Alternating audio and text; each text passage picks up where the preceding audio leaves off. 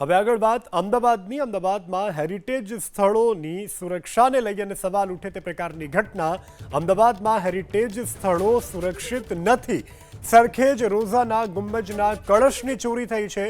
દરગાહ ઉપરના સૌથી ઊંચા તાંબા પિત્તળનો કળશ અને પાંદડું ગાયબ છે પોલીસ અને આર્કિયોલોજી વિભાગે આ અંગે તપાસ શરૂ કરી છે ઐતિહાસિક ધરોહર છે અમદાવાદ શહેર ગુજરાત અને ભારતની કે જેના ઉપર હવે અસામાજિક તત્વોની નજર હોય તેવું લાગી રહ્યું છે કારણ કે દરગાહના ઉપરનો સૌથી ઊંચો તાંબા પિત્તળનો જે કળશ છે તે અને તેનું પાંદડું ગુમ છે હાલ તો પોલીસ અને આર્કિયોલોજી વિભાગ દ્વારા અંગે તપાસ કરવામાં આવી રહી છે સિનિયર સિટીઝનો માટે અમદાવાદ કોર્પોરેશનની મહત્વની જાહેરાત બીઆરટીએસમાં 65 વર્ષથી ઉપરના સિનિયર સિટીઝનને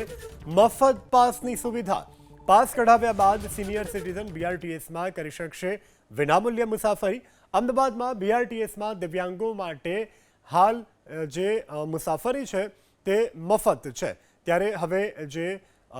આપણા અમદાવાદમાં વસતા જે સિનિયર સિટીઝન છે તેમને પણ આ જે સુવિધા છે તેનો લાભ મળશે એક વખત પાસ કઢાવવાનો રહેશે એ પાસ તેઓ આજીવન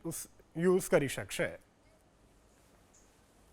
હાલ પાસનો નિર્ણય કરવામાં આવે જે આપણે સિનિયર સિટીઝનો છે 65 વર્ષથી ઉપરના એ તમામ લોકો આ બીઆરટીએસની અંદર અને એએમટીએસમાં પોતે મફત પાસ કઢાવીને મફત મુસાફરી કરી શકશે હાલમાં 2 જગ્યાએથી આ પાસ ઝાંસીની રાણી અને આપણે વાત કરીએ કે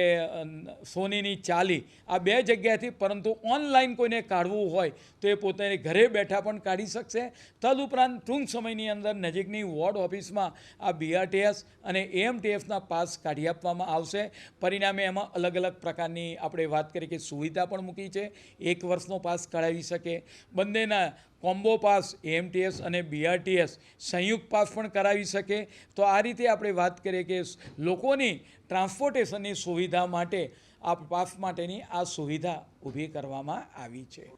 મહત્વના સમાચાર મળી રહ્યા છે અમદાવાદ એરપોર્ટ પરથી હાઇબ્રિડ ગાંજાનો જથ્થો ઝડપાયો છે 6 કરોડના હાઇબ્રિડ ગાંજા સાથે એક મહિલા ઝડપાઈ છે બેંગકોકથી આવેલી મહિલા પાસેથી ઝડપાયો છે આ ગાંજાનો જથ્થો કોને આપવાનો હતો તે દિશામાં હાલ તો પોલીસ દ્વારા તપાસ કરવામાં આવી રહી છે આબુધાબીથી આવેલા મુસાફર પાસેથી 15 આઈફોન એક ડિજિટલ વોચ પણ મળી આવી છે